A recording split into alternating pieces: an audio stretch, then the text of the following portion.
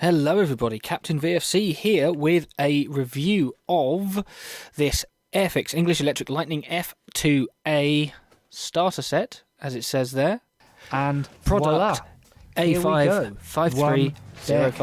So, right, anyway, moving on to such a big hole.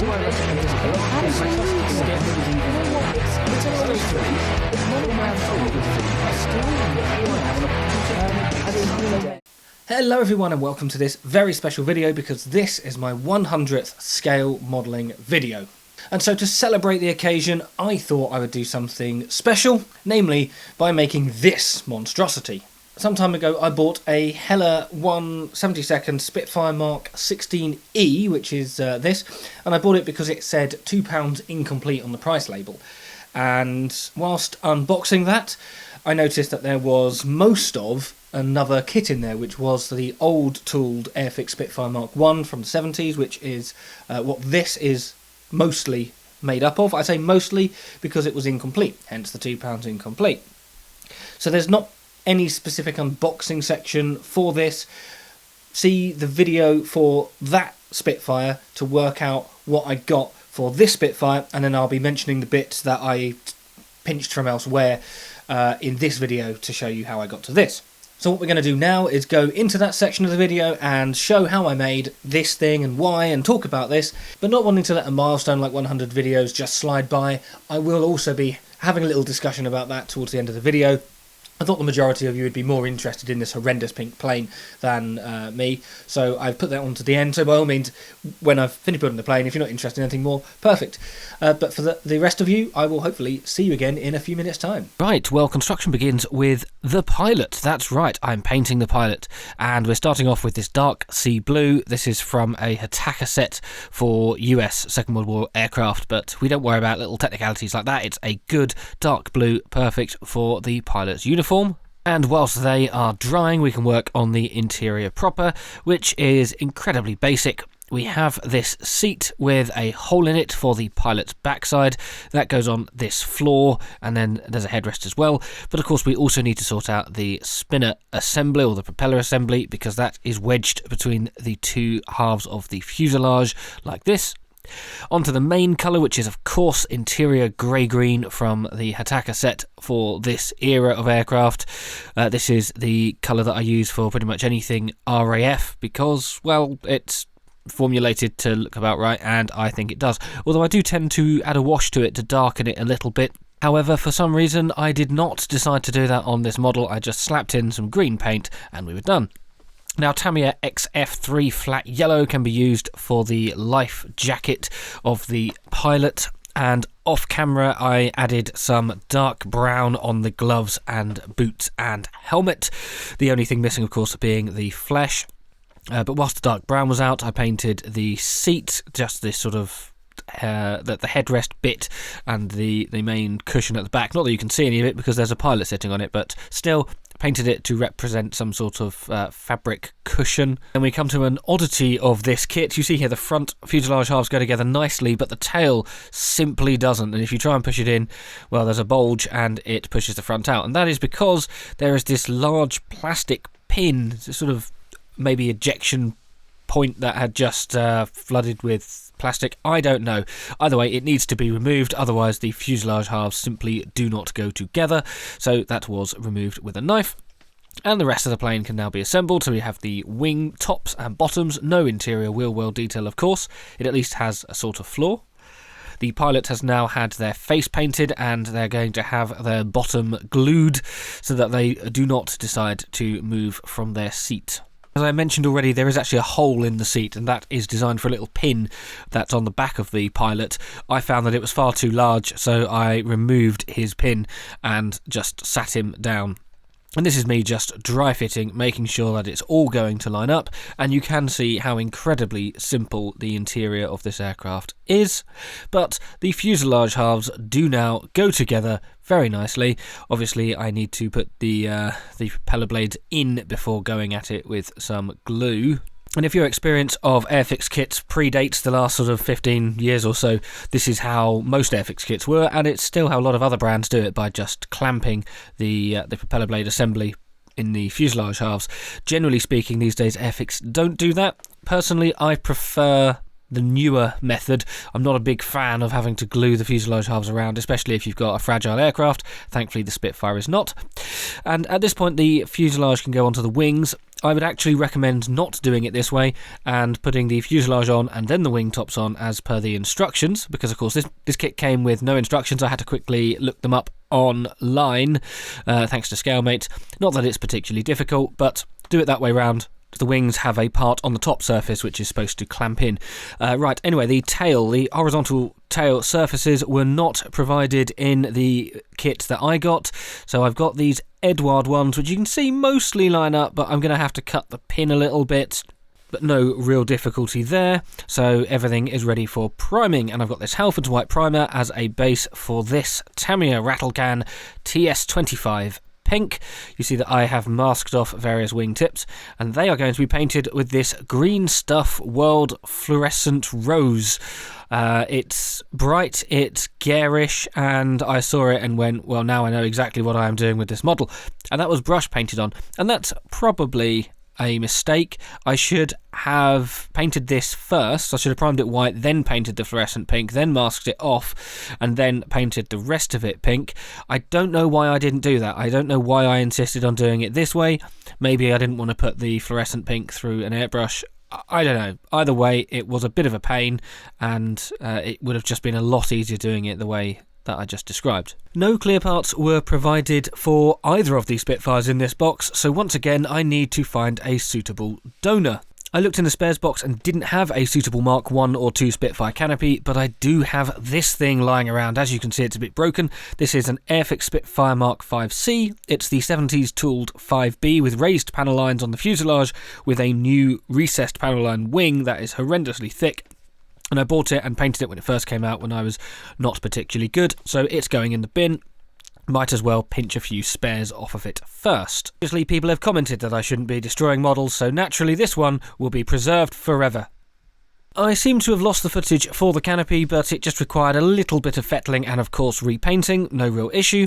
And now onto the decals. I found these, a registration for Squadron VF and Aircraft C, and these, which are from a normal release, so I'm going to use the roundels for this. When I say normal release, I mean you can see the product code down there, but it's a standard Spitfire Mk1.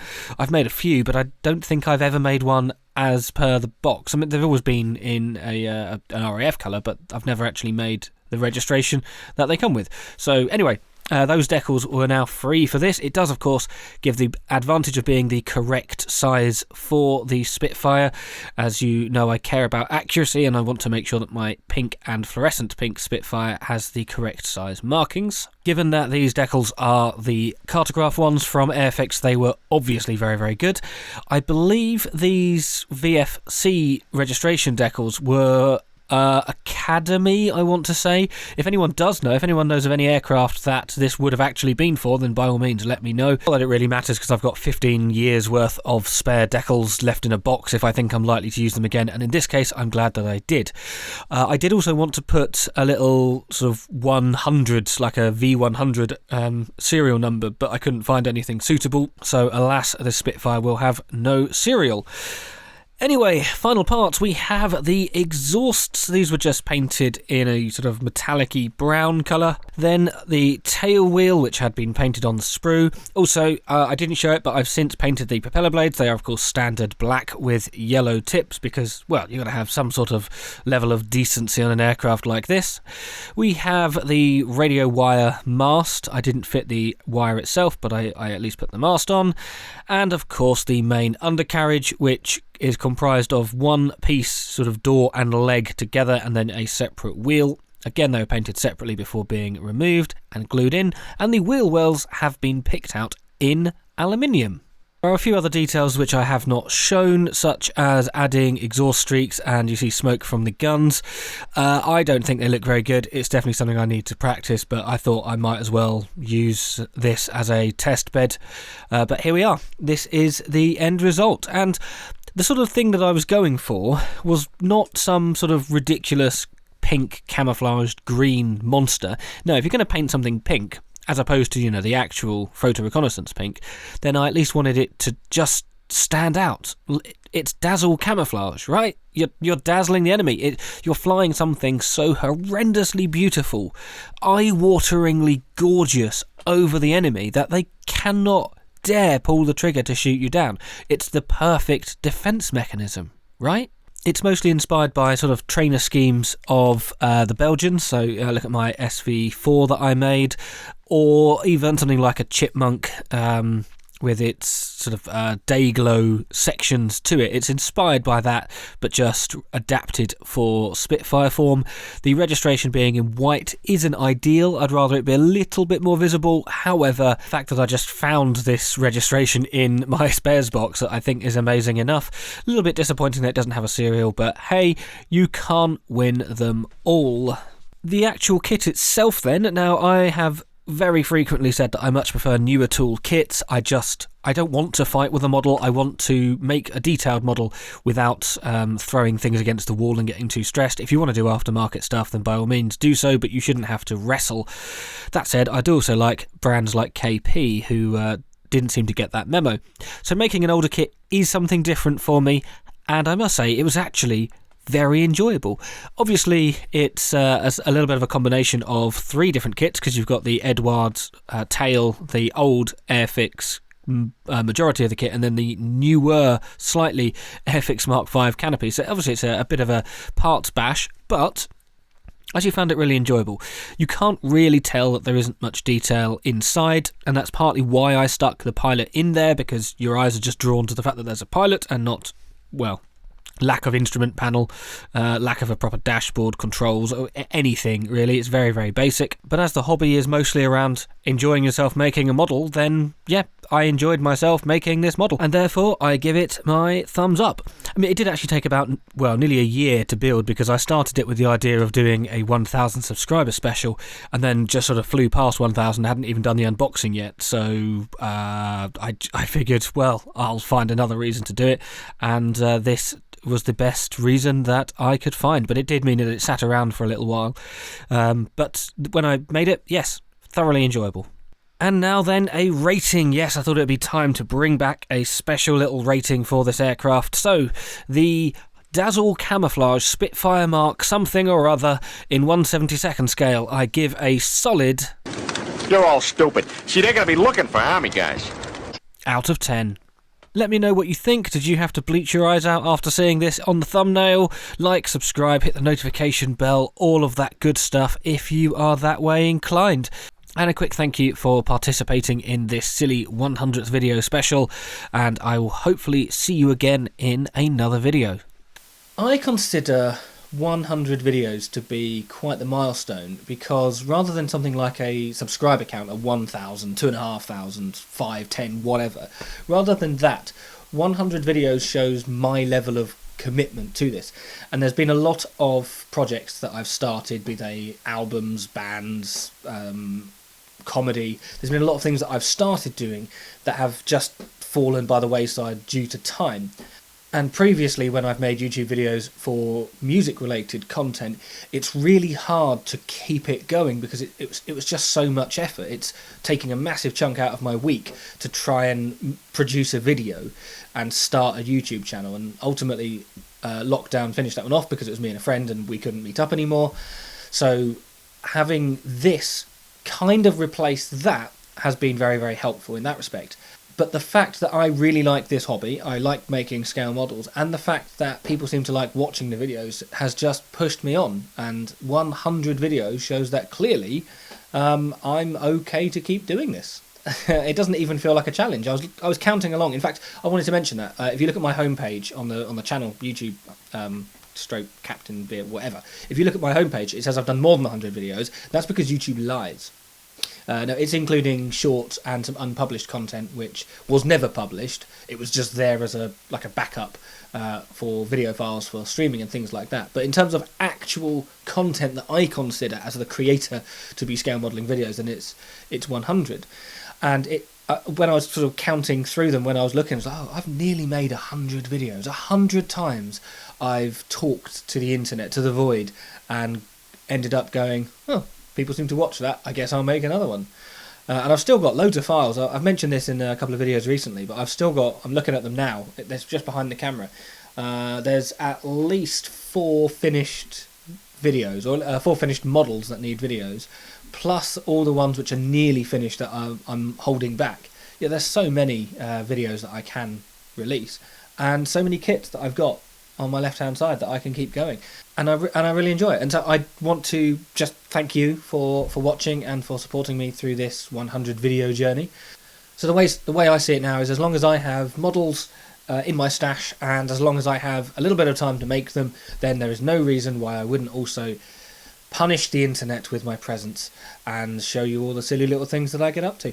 And with some of these models, like this one here, the Heller Spitfire, and I suppose to a lesser extent the Airfix one, but with the Heller Spitfire it was mostly just made out of the box. Didn't massively enjoy it, but it was just something to do. It was something to chuck together. And then you've got something like the B24 behind me that I actually put in much more effort than I am one to do, and really took some time with the airbrush and tried to just be better.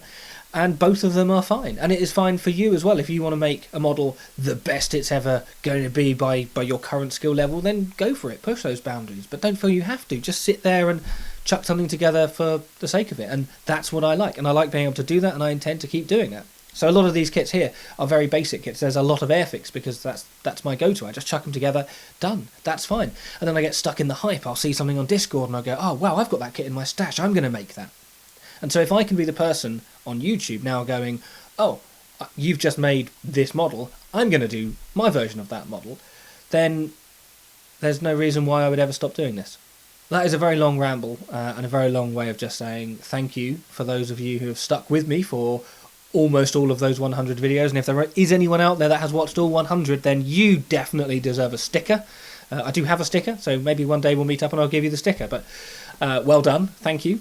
If anyone has any suggestions for what they want to see in the next 100 videos, be that more beard, less beard, more dropping things on the floor, I don't know, I can easily do those, or any specific brands or something that I've never featured. For example, I've not yet featured any special hobby builds. I do have at least a couple. I've built a few special hobby things before, but I've got at least a couple that I've never shown before. So if there's any brands or anything that you want to see me, an amateur, tackle, anything you want different, then by all means let me know. Otherwise I'm going to keep doing what I'm doing, and yeah, hopefully see you again soon. A quick shout out to the channel members appearing on screen now. Your support really helps keep the channel going, and if you are interested in joining them, then by all means hit the link below, but don't feel you have to, because, well, just watching these silly little videos is enough for me. And YouTube has recommended you a video if you haven't already seen that, so why not binge Captain VFC today?